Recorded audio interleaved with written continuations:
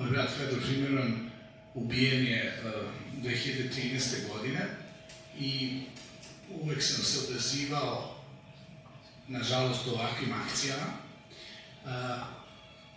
Za ovaj slučaj čuo sam na snimanju, glumci su mi zapravo preneli, pošto je Nenad deo našeg sveta, i to što ja nisam poznavao njegovog sina ne čini ovaj slučaj niti manje bolan,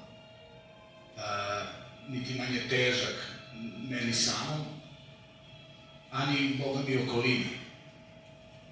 Kada govorimo o ovakvim slučajevima, tu postoje dva aspekta. Prvi je kako se mi kao društvo odnosimo prema ovome, a druga stvar je pravosudni sistem.